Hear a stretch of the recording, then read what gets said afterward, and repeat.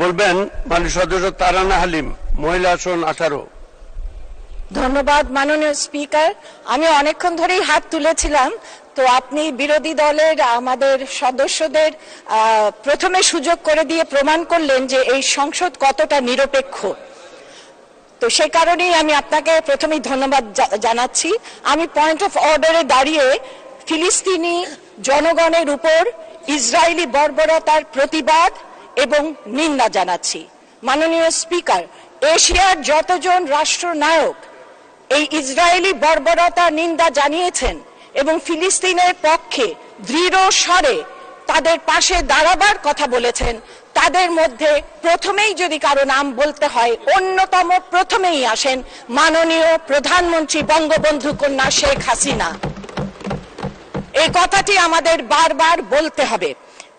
মাননীয় স্পিকার, তিনি বিভিন্ন ইন্টারন্যাশনাল কমিউনিটি কর্তৃক আয়োজিত সম্মেলনে এবং বিভিন্ন আন্তর্জাতিক সম্মেলনেও তিনি জোরালো কণ্ঠে এই বর্বরতা, নারী এবং শিশু হত্যার ইসরায়েলিদের এটার তিনি নিন্দা জানিয়েছেন।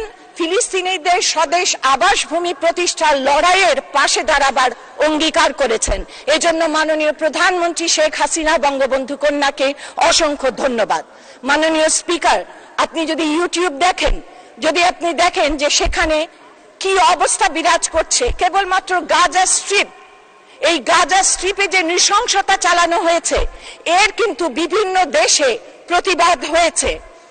আমরা ছোটবেলায় পড়তাম, সদা সত্য কথা বলিবে, কাহারও ক্ষতি করিবে না, পরচর্চা পরনিন্দা করিবে না, লোভে পাপ পাপে মৃত্যু, মানবিক হও।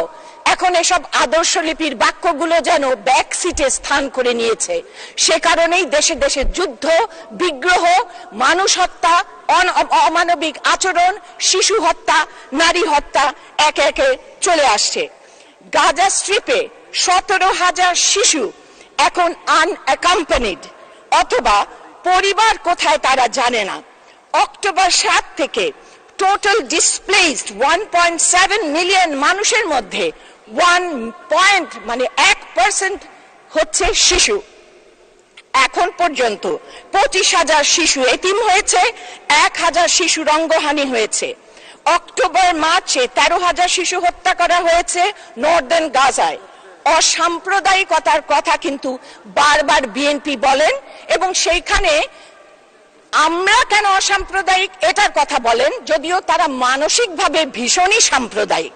আমাদের অসাম্প্রদায়িকতাকে তারা ধর্মহীনতা বলে ব্যঙ্গ করেন, বিদ্রুপ করেন।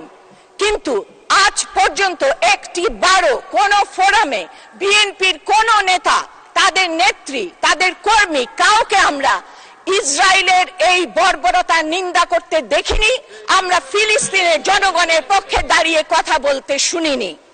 মাননীয় speaker, Argentina, Brazil, India, Indonesia, Mexico, Russia, Saudi Arabia, south Africa, turkey, এমনকি অস্ত্র ব্যবসায় উৎসাহিত ইউএসএ সমর্থক ইউকেতেও কিন্তু রাস্তায় রাস্তায় প্রোটেস্ট হয়েছে।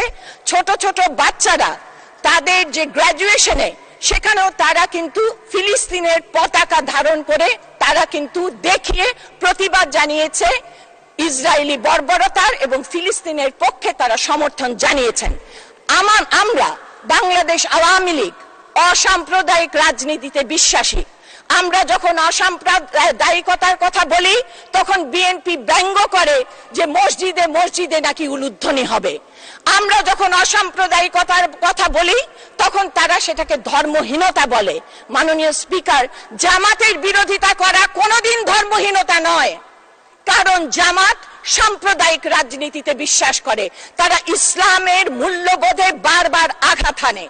আজকে আমরা এখানে দাঁড়িয়ে বলতে চাই যে বিএনপি তাদের অবস্থান পরিষ্কার করতে হবে, তাদের নেতা কর্মীদের বলতে হবে যে তারা ফিলিস্তিনের পক্ষে আমাদের মাননীয় প্রধানমন্ত্রী যেভাবে উচ্চকিত হয়েছেন সেভাবে তারা উচ্চকিত হবেন কিনা, আর না হলে তাদের বলতে হবে যে তারা সুস্পষ্টভাবে ইসরায়েলের পক্ষ অবলম্বন করছেন। কাজেই মাননীয় স্পিকার, আজকে আমি আপনার কাছে পরিশেষে সেই কথাই বলবো যে যখন দেশে দেশে প্রতিবাদ হচ্ছে তখন আমেরিকান একটি শিশু সে বলবার সাহস করছে, সে বলছে যে আমার আমি প্রতিদিন সকালবেলা উঠি এই স্বপ্ন নিয়ে যে আমি স্কুলে যাব, আর গাজার ওই ছোট্ট শিশুটি প্রতিদিন স্বপ্ন নিয়ে ওঠে যে আমি কি খাবো। সে আরো বলেছে যে আমি প্রতিদিন ভাবি আমি বাবা মার কোলে কিভাবে নিরাপদে ঘুমাবো, কিন্তু আমি দুঃখিত লজ্জিত গাজার সেই শিশুটির কাছে যে প্রতিদিন ভাবে আমার বাবা মার লাশ কোথায়। ধন্যবাদ মাননীয় স্পিকার। ধন্যবাদ মাননীয় সদস্য, আপনাকে অসংখ্য ধন্যবাদ।